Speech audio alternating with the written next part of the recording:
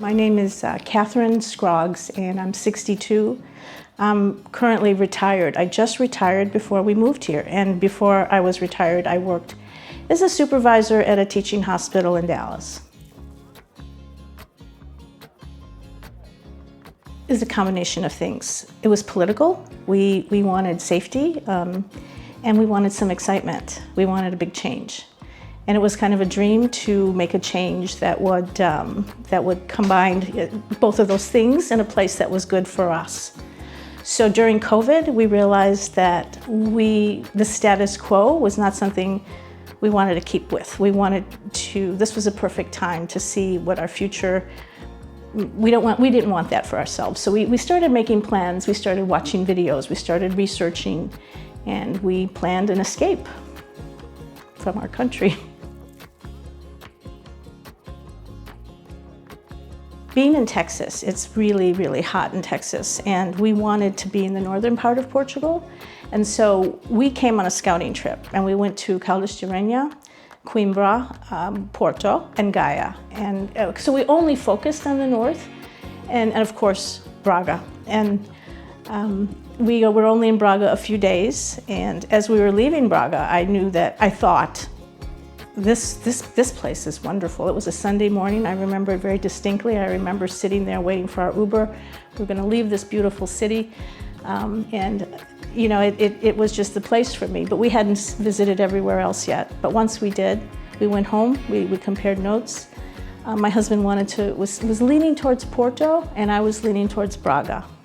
And I realized I really wanted to come to Braga, so that's where we came. And then we thought, if this wasn't the place, we might leave and go somewhere else in Portugal. But that's where we wanted to start. And it was beautiful. I grew up in the inner city of Chicago, and so I love being in a city. But this is a city that is,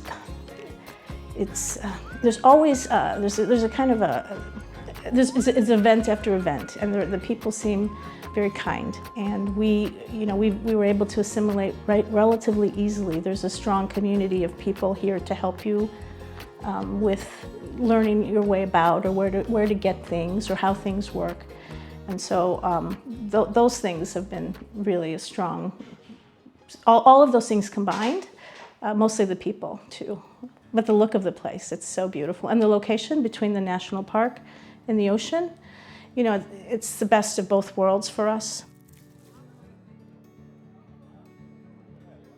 I had an easier job adapting to the city because of growing up initially as a child in the inner city and living in an apartment. So that part wasn't so challenging. Learning Portuguese has been really challenging for me, but we are taking lessons, and we're trying, and we're getting there. I miss when people are talking, not knowing what they're saying. You just, hearing conversations around me where I don't know what they're talking about. And so I do miss feeling a part of the world because I don't know. So that's a challenge.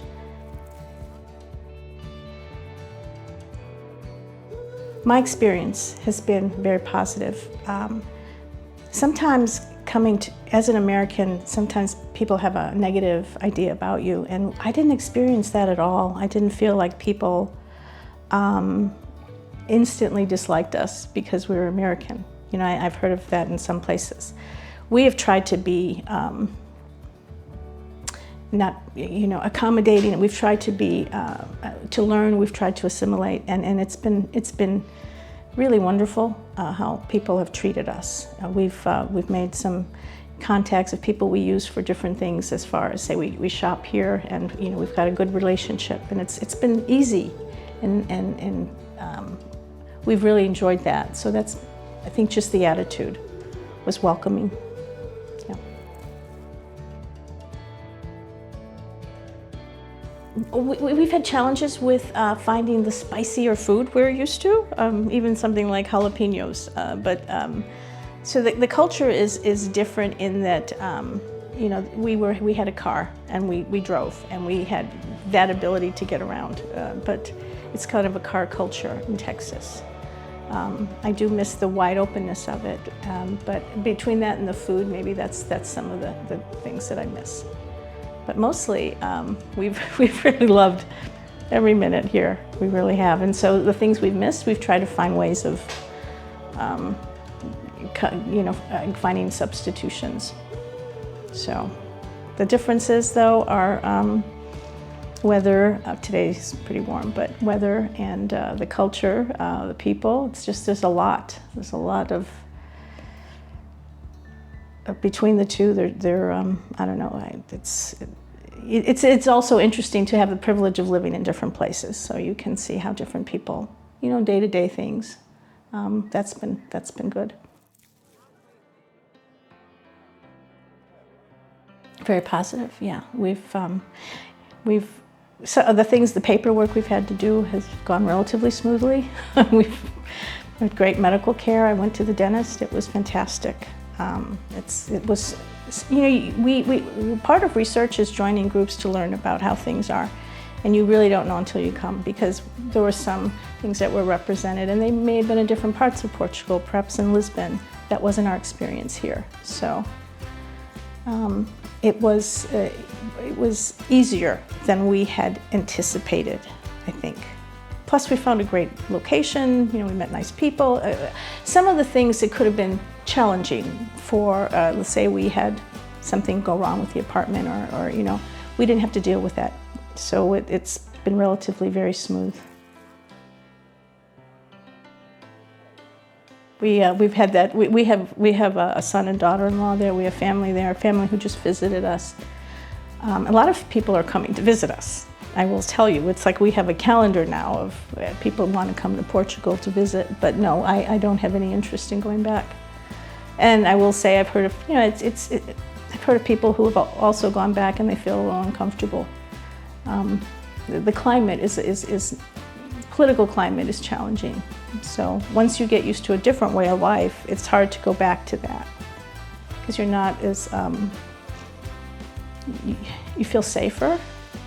And so, although I was, I lived in the inner city of Chicago, I was safe. I lived in Dallas, I was safe. But it's still, things happen, and they happen at a frequency there that it's not a good quality of life. And so some people who have gone back have mentioned a tenseness when they go, and they wanted to come back to Portugal. They couldn't wait for the plane to touch down, so.